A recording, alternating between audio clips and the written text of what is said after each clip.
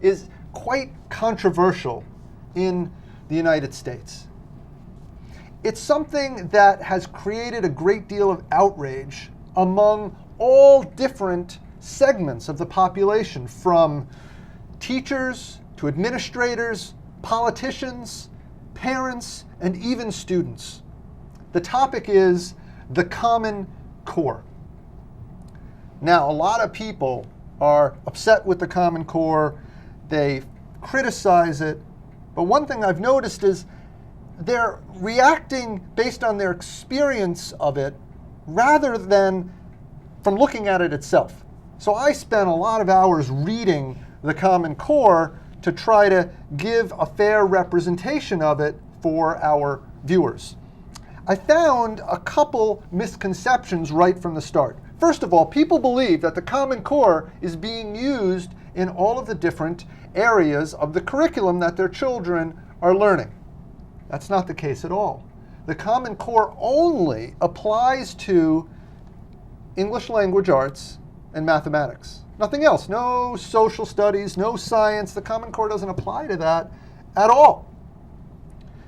Second, when people get angry at the Common Core, very often they rail against the government. They say, Obama has done this to us. It's the federal government taking too much power. Well, here's the thing. The Common Core is not a federal program. Actually, the Common Core was created by a whole bunch of states coming together. 46 states started off forming and then approving the Common Core and implementing it in their states. So if you're upset with the Common Core, it's misplaced to be angry at our president or the federal government. You should be focusing on your state, which has put this in place. One of the most typical complaints about the Common Core is that it's a terrible curriculum. And I want to start there, because it's important that we define our terms. Very often we say things and we're not really clear what we mean by it. So the word curriculum, what is it that comes to mind when you hear the word curriculum? I think a curriculum is often seen as a guideline for specific units or specific lessons that a teacher should teach or will teach their students, comprehensively dictating what a teacher should do on a day-by-day basis in the classroom. So for instance, if you were a teacher in the school, you might arrive on your first day and the department chair might drop down in front of you pages and pages of details, and you would say, well, what am I supposed to do? It's September 27th. Oh, okay, well look, I'm supposed to do a lesson plan on this subject, and this is the lesson I'm supposed to follow. That would be a very detailed version of the units and lessons aspect of curriculum you're talking about. Yep, like a framework or like a skeleton structure to what you're supposed to be teaching. And how do you make sure that your child or your children in the class have learned what happened on the 27th of September? Assessment. I think that's a big part also of the curriculum, is how we are assessing the knowledge of our students. So we have quizzes, midterm evaluations, final exams. All of these, I think, are part of a curriculum. I think another aspect of the curriculum is benchmarks.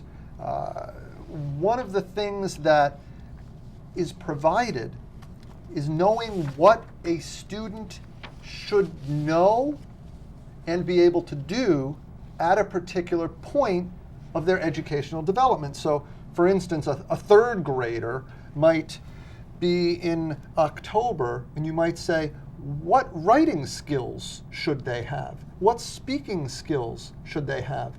And you could look at these benchmarks and say, the student is right at that level, or the student is behind that level, or the student is way advanced of that level. And you could look at that across all different aspects. Now, indeed, when we looked up the word curriculum, we found that it actually covers these three components: specific units and lessons, assessments, and benchmarks. Now, what I find really interesting is that by this definition, the Common Core is not a curriculum. It only covers like 1 1/4 of these pieces.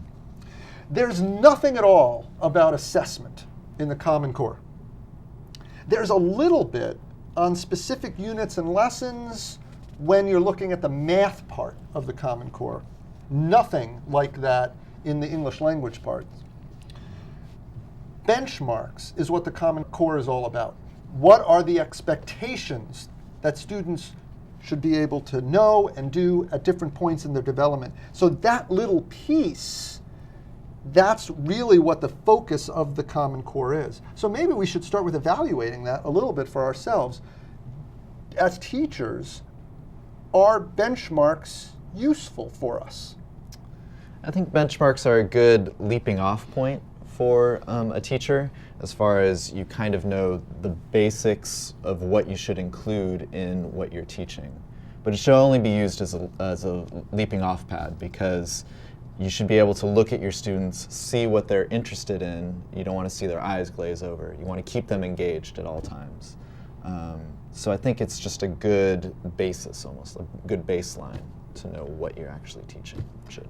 So when it doesn't take over too much, when it doesn't prevent you Relying from on it. Yeah. using your own teaching, then that could be helpful in that way. Mm-hmm. Also, to look at benchmarks, it is, I think, important for us as teachers to know where the average child should be. And I want to emphasize it that these standards or benchmarks are for the average child. However, in a classroom, you have a wide range of individuals. You have children who are, as you said, Mark, more advanced. You have some children who are not quite making those benchmarks in that year. So I think the problem with those is that we are assessing the children, or that we are looking at these benchmarks and see, oh, this child is lagging behind, and we might fail this child in this class, even though I don't think it is necessary to do that. So having that information can be useful, but using it in particular ways that create this sense of success and failure on a day-by-day, unit-by-unit basis could often lead to problems with it. Yes. You can't install confidence in a child who's constantly not making those benchmarks. So I think this discussion showed that the problem with the Common Core doesn't lie in the standards that it provides. I think the main issue that we have, and I think we should put that on our Edutalk, if we can, is the implementation of the core curriculum. And I think, as Mark, as you said in the beginning, people who are complaining about it, I think the complaints are concerned with the implementing of the Common Core. Mm-hmm. And I think one of the issues as far as implementing the Common Core is textbooks, common textbooks. Textbooks just seem like an easy out or an easy approach to creating a universal teaching system. So an 8th grade student in Connecticut is learning the exact same things as an 8th grade student in California.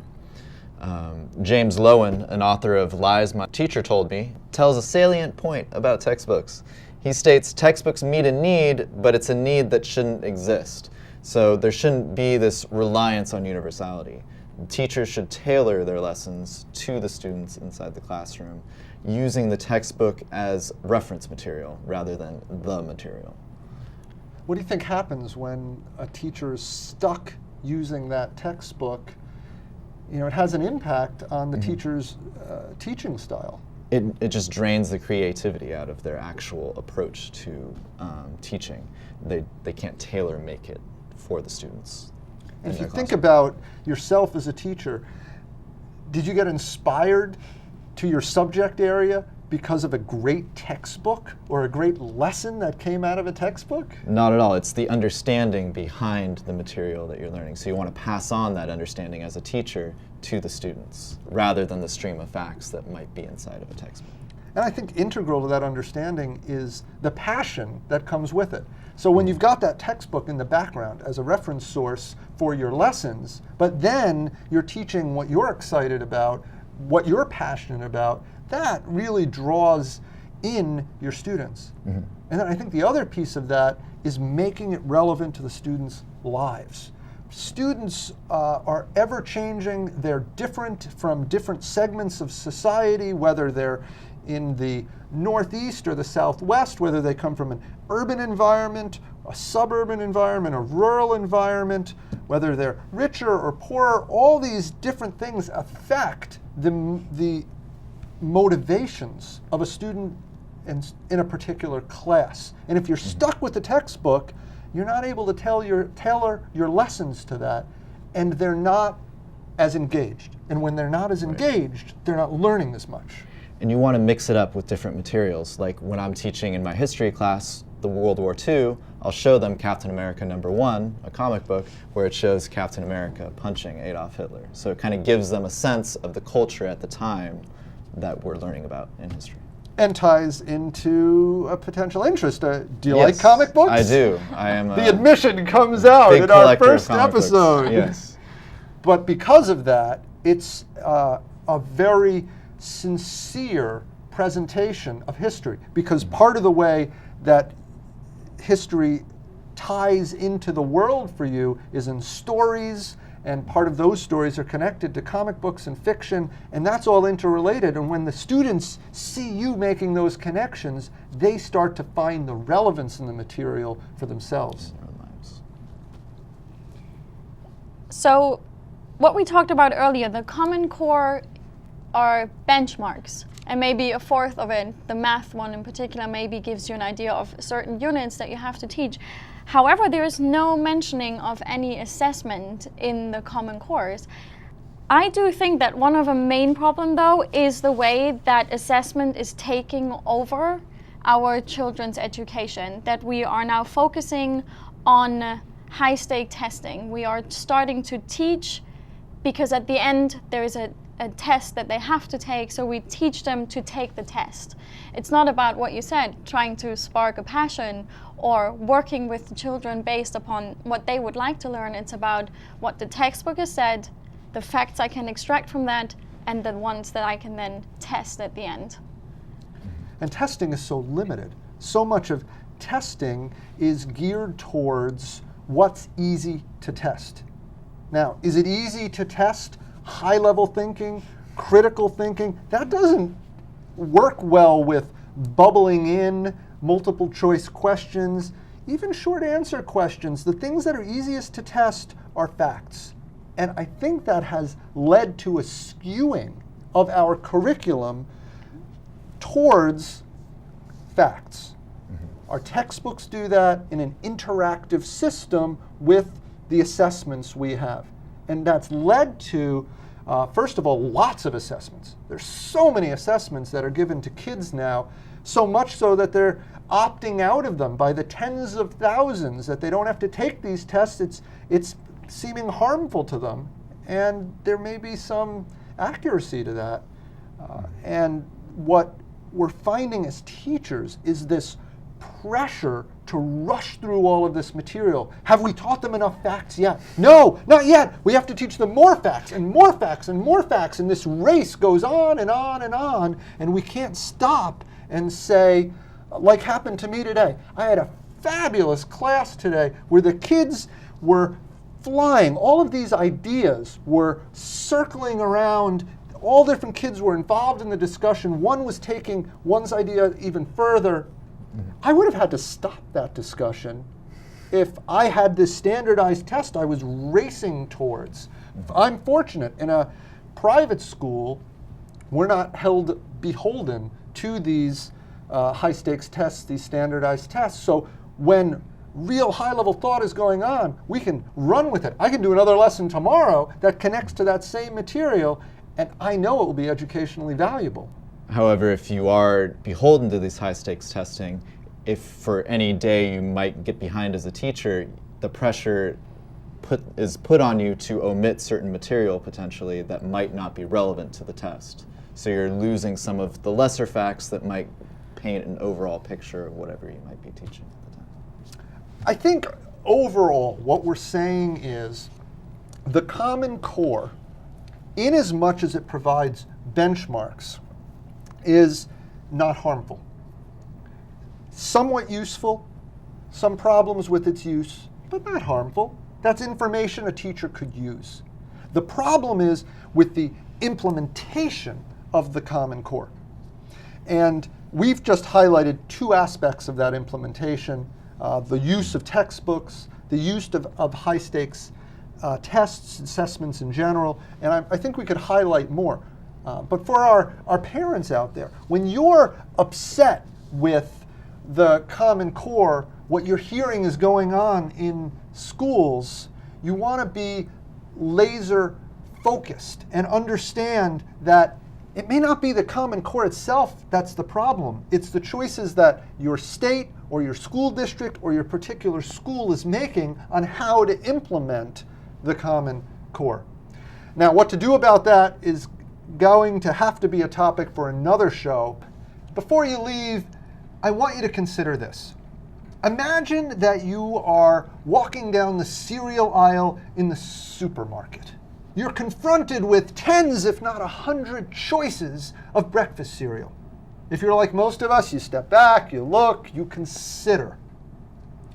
We're fortunate that we have more choices and freedoms at this point in history than maybe at any other time in human civilization. But that is only as important as the use we make of the freedom, the use we make of the ability to choose. It is essential that when we're making choices about education, about parenting, that we're giving much more time and energy than our choices of breakfast cereals. And sometimes it seems that this gets reversed. We hope this show will be part of empowering you to make good choices.